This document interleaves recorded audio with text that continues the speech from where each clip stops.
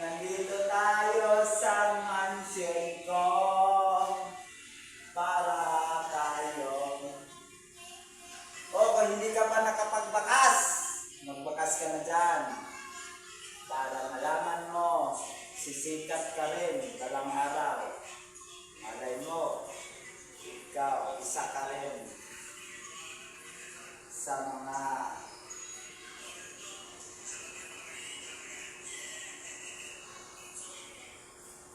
mga Avengers.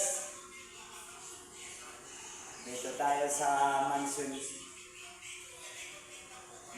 ni Olongapo.